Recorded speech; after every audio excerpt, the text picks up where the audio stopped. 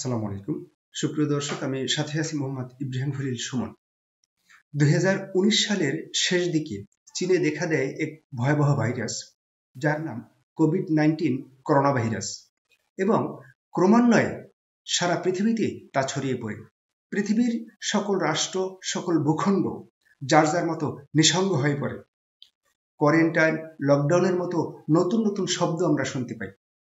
এই COVID-19 corona ভাইরাসে প্রায় ৮০ কোটি মানুষ আক্রান্ত হয়েছে এবং প্রায় ৭১ লক্ষ মানুষ মারা গিয়েছে। সেই চীন থেকেই আবার একই ধরনের আরেক ভয়াবহ ভাইরাসের আক্রমণ আমরা লক্ষ্য করি, যার নাম হিউম্যান মেটানিউমো ভাইরাস, সংক্ষেপে HMPV। ক্রমান্বয়ে এই ভাইরাসও চারদিকে ছড়িয়ে পড়ছে। আমাদের দেশ বাংলাদেশেও একজনের শরীরে হিউম্যান মেটানিউমো ভাইরাস বা HMPV শনাক্ত হয়েছে।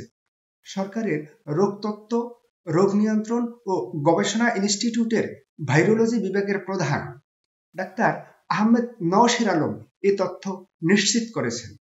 আক্রান্ত ব্যক্তি একজন নারী, যার গ্রামের বাড়ি কিশোরগঞ্জের ভৈরব এলাকায় বলে জানা গেছে। এই ভাইরাসের পাশাপাশি তার শরীরে আরও একটি ব্যাকটেরিয়া শনাক্ত হয়েছে। গত ৮ই জানুয়ারি ২০২৪ সাল স্বাস্থ্য অধিদপ্তর থেকে পাঠানো এক প্রেস ব্রিফিংয়ে জানায়, কোভিড-19 মহামারীর পর চীনে বাড়ছে হিউম্যান মেটানিউমো ভাইরাস এর সংক্রমণ, যা আরেক স্বাস্থ্য সংকটের উদ্বেগ সৃষ্টি করছে। বিভিন্ন প্রতিবেদন এবং সোশ্যাল মিডিয়ার পোস্টে চীনের হাসপাতালগুলোতে রোগীদের উপচে পড়া ভিড় লক্ষ্য করা গেছে। কিছু সামাজিক যোগাযোগ মাধ্যম ব্যবহারকারী দাবি করেন, চীনে HMPV, ইনফ্লুয়েঞ্জা এ, মাইকোপ্লাজমা, নিউমোনিয়া, এমনকি কোভিড-19 এর মতো একাধিক ভাইরাসের উপস্থিতি বেড়েছে। প্রতিবেদন মতে HMPV ফ্লুর মতো উপসর্গ, বিশেষ করে শিশু, অসুস্থ ব্যক্তি, বয়স্ক এবং গর্ভবতী নারীদের মধ্যে গুরুতর শ্বাসকষ্টের সমস্যা সৃষ্টি করতে পারে। সিডিসির তথ্যানুসারে HMPV একটি শ্বাসযন্ত্রের ভাইরাস, যা উপরের এবং নিচের শ্বাসযন্ত্রের সংক্রমণ ঘটায়। এটি সব বয়সের ব্যক্তিদের প্রভাবিত করে, তবে শিশু, বয়স্ক, গর্ভবতী এবং যাদের রোগ প্রতিরোধ ক্ষমতা কম, তাদের জন্য ভাইরাসটি সবচেয়ে ঝুঁকিপূর্ণ। HMPV 2001 সালে সর্বপ্রথম শনাক্ত করা হয়। HMPV-র উপসর্গগুলো ফ্লু এবং অন্যান্য শ্বাসযন্ত্রের সংক্রমণের মতোই। সাধারণ উপসর্গের মধ্যে রয়েছে কাশি, জ্বর, নাক বন্ধ হওয়া এবং শ্বাসকষ্ট।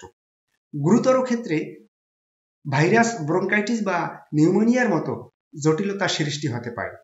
সাধারণত ৩ থেকে ৬ দিনের মধ্যে এর উপসর্গ লক্ষ্য করা যায়, তবে সংক্রমণের তীব্রতার উপর নির্ভর করে লক্ষণগুলো বিভিন্ন সময়কালের জন্য স্থায়ী হয়।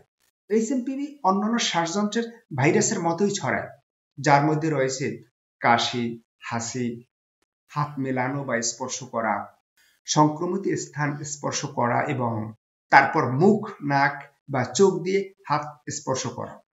সুপ্রিয় দর্শক, আমরা সকলেই ঠিক কোভিড-19 করোনা ভাইরাসের সময় যেভাবে স্বাস্থ্য সচেতন ছিলাম, আমরা বারবার হাত ধুইতাম এবং হাসি কাশি দেওয়ার ব্যাপারে সচেতন থাকতাম, বিভিন্ন জিনিস স্পর্শ করার ব্যাপারেও সচেতন থাকতাম, ঠিক HMPV ভাইরাস থেকে নিজেদেরকে নিরাপদ রাখার জন্য আমরা ঠিক করোনা ভাইরাসের যেসব স্বাস্থ্যবিধি মেনে চলতাম, এখনো আমরা সেই স্বাস্থ্যবিধি মেনে চলার চেষ্টা করব।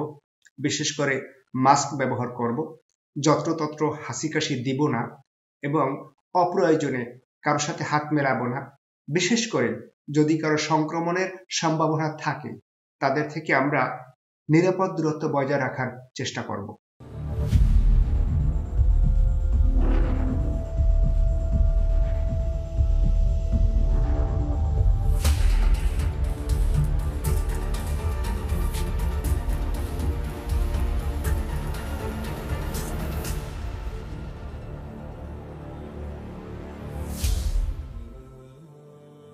বাংলাদেশ সহ পৃথিবীর বিভিন্ন দেশে আগে থেকেই আছে, বিশেষ কোনো উদ্বেগের কোনো কারণ নেই। এটা ইনফ্লুয়েঞ্জার মতোই একটা শ্বাসতন্ত্রবাহিত রোগ। তবে এই রোগটাকে আমাদের প্রতিনিয়ত পর্যবেক্ষণ করা উচিত, কারণ যে কোনো ভাইরাস রোগ যেটা দ্রুত মানুষ থেকে মানুষে ছড়ায় সেটা কিন্তু তাদের যে মানুষকে অসুস্থ করার ক্ষমতাটা বেড়ে যেতে পারে। সুপ্রিয় দর্শক, আমার এই ভিডিওর বিষয়ে আপনাদের যদি কোনো মন্তব্য থাকে, আপনারা মন্তব্য করুন, আলোচনা করুন, সমালোচনা করুন। আপনাদের আলোচনা, সমালোচনা, মন্তব্য আমাকে আরো সুন্দরভাবে ভিডিও করার ক্ষেত্রে, উপস্থাপনা করার ক্ষেত্রে অনুপ্রেরণা যোগাবে। আপনারা যারা এখন আমার চ্যানেলটি সাবস্ক্রাইব করেননি, অনুগ্রহ করে আপনারা আমার চ্যানেলটি সাবস্ক্রাইব করুন এবং যারা সাবস্ক্রাইব করেছেন তাদেরকে অসংখ্য ধন্যবাদ। আসসালামু আলাইকুম।